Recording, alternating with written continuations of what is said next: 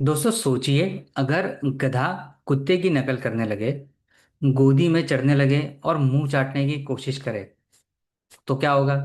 सुनने में मजेदार लग रहा है ना। लेकिन आज की ये मैनेजमेंट ज्ञान की कहानी हमें बताती है कि दूसरों की नकल करके कभी सफलता नहीं मिलती। नमस्ते, मैं हूं राहुल और आप देख रहे हैं मेरा रुख का मैनेजमेंट ज्ञान। एक धोबी के पास एक कुत्ता और एक गधा था। वो रोज गधे पर कपड़ों की पोटली लाद कर घाट पर जाता, वहां कपड़े धोकर सुखाता और शाम को उन्हें वापस घर ले आता। वे जहां जाते वहां कुत्ता भी उनके साथ जाता और धोबी को कुत्ते से बहुत प्यार था। समय काटने के लिए वो अक्सर उसके साथ खेलता रहता था। कुत्ता भी पूंछ हिला हिला कर इठला कर धोबी के साथ में चलता था और अपने प्यार का इजहार करते रहता था। कई बार वो अपने आगे के पैर उठाकर उसकी गोद में भी चढ़ जाया करता था और उसका मुंह भी चाटने लगता था। पास ही खड़ा गधा ये सब देखता तो उसे बहुत दुख होता। वो सोचता कि मैं मालिक की कितनी सेवा करता हूँ, इसके बाद भी वो मुझे प्यार नहीं करता। वो बस इस कुत्ते को ही प्यार करता है। एक दिन गधे ने फैसला किया कि वो भी कुत्ते की नकल कर अपने मालिक का दिल जीत कर ही रहेगा। एक दिन जब धोबी कपड़े सुखाने के बाद बैठा था और कुत्ता भी उसके पास नहीं था, तब मौका देखकर गधा इठला कर जोर जोर से पूंछ हिलाते हुए उसकी ओर बढ़ने लगा।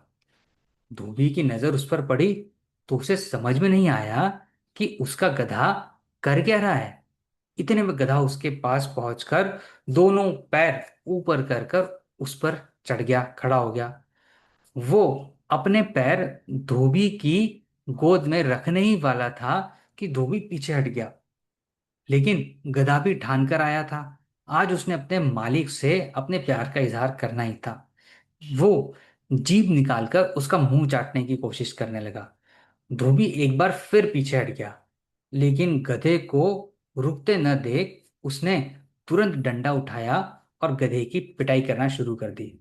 इस पर गधे ने भागकर अपनी जान छुड़ा ली।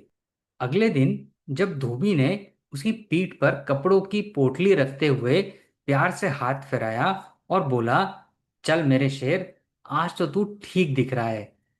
कल क्या तुझे किसी पागल कुत्ते ने काटा था जो तू कुत्ते जैसी हरकत कर रहा था।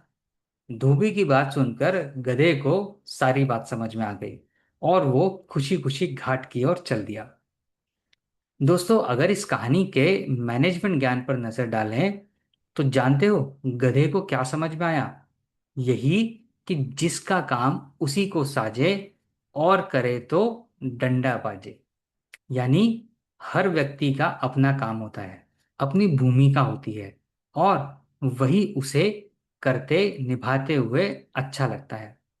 यदि कोई दूसरा ये सोचकर इससे कि उसका भी फायदा होगा उसकी नकल करने की कोशिश करता है तो निश्चित ही वो मुंह के बल गिरता है, क्योंकि वो उस काम को उतनी दक्षता से नहीं कर सकता जितना कि उस क्षेत्र में माहिर व्यक्ति उसे करता है। अब कबूतर ये सोच ले कि वो मोर की तरह नाच दिखाएगा जैसा गधे ने कुत्ते की नकल कर धोबी को अपने प्यार का इजहार करने की कोशिश करी, तो परिणाम स्वरूप उसे डंडे ही मिले ना। इसलिए हमेशा जिस काम में आप दक्ष हैं वही करें। ऐसी स्थिति तब खड़ी होती है जब आप ये सोचने लगते हैं कि आपके ऑफिस में किसी क्षेत्र विशेष के लोगों को मैनेजमेंट ज्यादा महत्व दे रहा है और दूसरे लोगों को कम। तो आप गलत हैं, क्योंकि किसी भी मैनेजमेंट और संस्था के लिए उसका हर विभाग समान रूप से महत्वपूर्ण होता है, क्योंकि हर एक विभाग का अपना अपना काम होता है। इसलिए प्रबंधन उन्हें प्रोत्साहित भी अलग अलग तरीके से कर सकता है।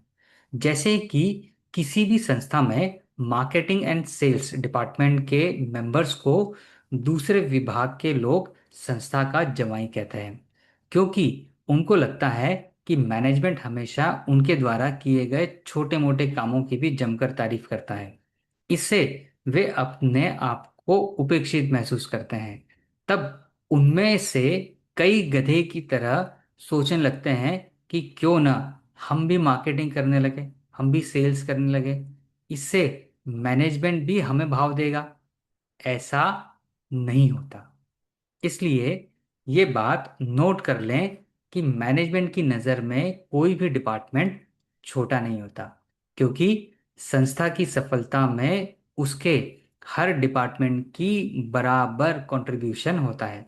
इसलिए बेहतर यही है कि आप अपने ही काम को पूरी दक्षता और क्षमता से करें। एक दिन जब आपकी पीठ थपथपाई जाएगी, तो आपको एहसास होगा कि आप कितना गलत सोच रहे थे। इसलिए दूसरों का काम हाथ में लेने की गलती ना करें, क्योंकि इससे जो काम आपके हाथ में है उससे भी आपको हाथ धोना पड़ सकता है। मित्रों, इस कहानी से यही सीख मिलती है कि कंपैरिजन एंड इमिटेशन इंसान को उसकी असली ताकत से दूर कर देता है। मैनेजमेंट या जिंदगी में जीत उसी की होती है जो अपने काम को निष्ठा और दक्षता के साथ करता है। याद रखिए, जिसका काम उसी को साजे और करे तो डंडा बाजे। तो अपनी भूमिका को गर्व से निभाइए, क्योंकि असली पहचान नकल से नहीं बल्कि मेहनत और मौलिकता से बनती है। तो ये था आज का मैनेजमेंट ज्ञान। उम्मीद है आपको ये पसंद आया हो। अगर पसंद आया हो तो आप आपके विचार हमें कमेंट के माध्यम से ज़रूर शेयर करें। और अगर चैनल सब्सक्राइब नहीं किया हो तो चैनल को भी सब्सक्राइब ज़रूर करें।